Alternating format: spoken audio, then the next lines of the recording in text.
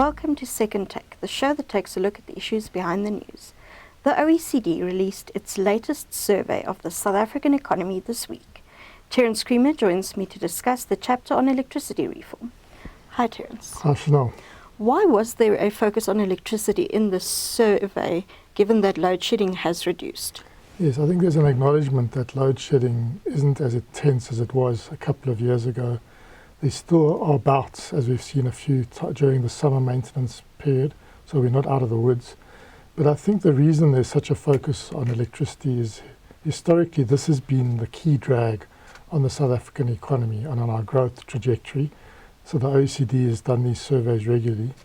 And, since the sort of 2007 until now, we've had these regular bouts of load shedding, and it's really been a cause for concern. It's sort of undermined the investment appetite. It's dampened confidence massively, which is really the oxygen that you need for investment and for business growth.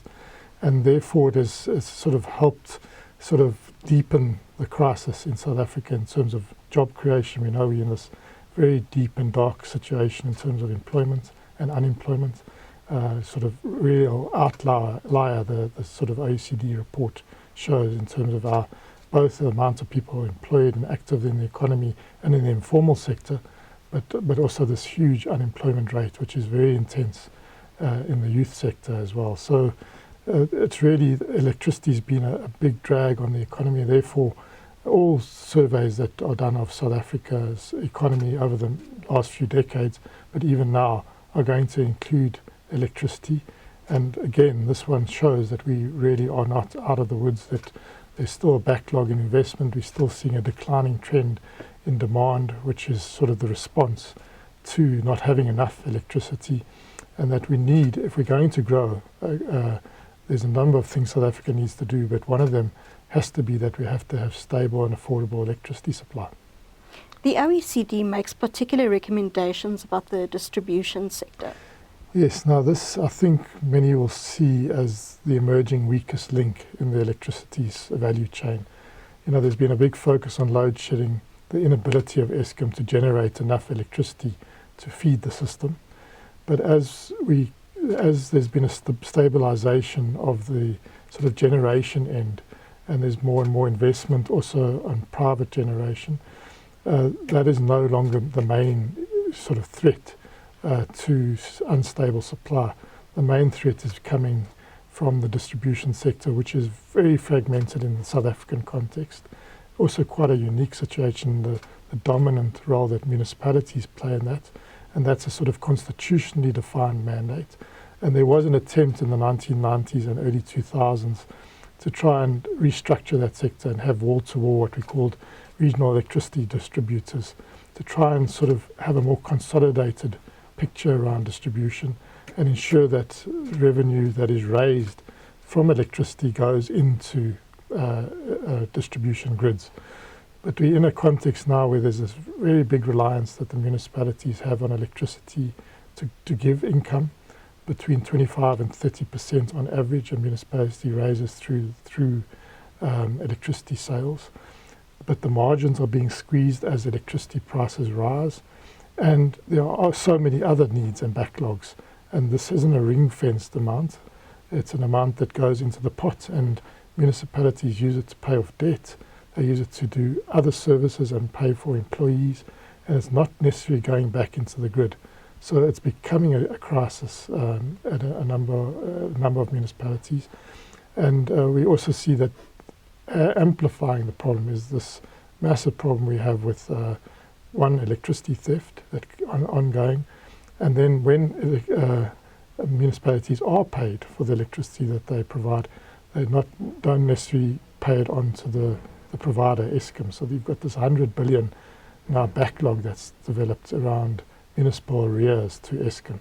So it's become a sort of a fatal flaw in the system. So interestingly, the OECD report says maybe we need to revive the REDS thing, but it would have to come with a constitutional amendment, and that will require time. So they're saying more immediate efforts need to be looked at to try and sort of stabilize what's happening in the distribution sector. One would be stronger municipalities partnering with weaker ones to try and help them. Really, we're seeing Eskom, and it's controversial, is partnering directly with some municipalities so that they can get their revenue directly rather than it going into the pot, but also improving service delivery in certain municipalities. So really those partnerships are emerging. But the sort of more audacious, I suppose, proposal out of the OECD is to have consider concessions. Now we're seeing that happening a lot now, especially in freight logistics. We had this big request for information, very well responded to in the transport sector around freight logistics, around corridors, rail corridors and ports. And this could also be a model potentially that we could sort of reverse engineer into the municipal sector and the distribution sector. It's not sustainable as it is. We need to find some other solutions. And they do give a case study of Portugal that did this, that had a very fractured distribution sector. They now have 13 of these concessions, and there seems to have been some stabilization there. It's not for every municipality. It could be, a lot of municipalities just don't have the skills to contract at that basis. We're already seeing how difficult it is to contract with RPPs at the municipal level. But it's an option that should be looked at, because the trajectory is just not sustainable in the electricity distribution space. And this is just another tool that maybe could be added into the pot as the National Energy Crisis Committee considers options. This would be one of the options that the OECD says we should consider. It also says more needs to be done to accelerate the building of renewables and the grid. Yes, so we know the grid's become a major constraint to adding new capacity.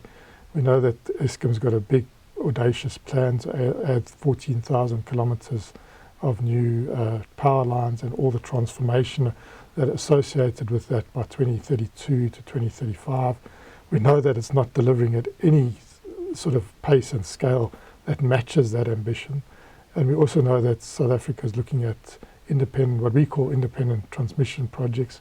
Other countries reverse that naming convention, so they call them RPTs, we call it RTPs. But be that as it may, we are looking at doing that. It's a tricky space, and government doesn't want to add any more contingent liabilities onto the National Treasury's balance sheet, so they're looking at different mechanisms to try and de-risk it without adding guarantees onto the national accounts. That's tricky. The way, will it be a build, operate and transfer? Will it be a build, operate, own and transfer? All those models need to be finalized, and we are going to have what was initially called a pilot project is now being called phase one of this private concessioning model in the transmission space. So there's some action going on there, but as I say, it's not just South Africa. There's an urgency to roll out the grid internationally. It's become a key bottleneck internationally for adding new, especially renewables, to the system. And then they say just our pace of adding new generation capacity is just too slow, given the age of the coal fleet, as well as the fact that we have a decarbonisation agenda. Our penetration of renewables relative to the rest of the OECD is very, very low still, and that's quite an eye-opener to see how low. Others have gone way ahead in terms of the percentage of renewables in their system. So we need to accelerate procurement, and we can see we're hitting problems with procurement all over the place. Some of these are about physical infrastructure, the grid, but some of these are just the way we're going about procuring centrally, and changes need to be made there. They make a few recommendations there around the procurement system. But generally we need to keep up, we can't rest on our laurels. Yes, load shedding's waned. We're not out of the difficulties that we've been in for a couple of decades now. And the only way to get out is to build much more grid, build much more new generation capacity. And we're not actually doing it at the pace that is needed to ensure security of supply into the future. Thank you. That's the second Tech Show for this week. Thank you for watching, and join us again next time for more news analysis. Also, don't forget to listen to the audio version of our Engineering News Daily email newsletter.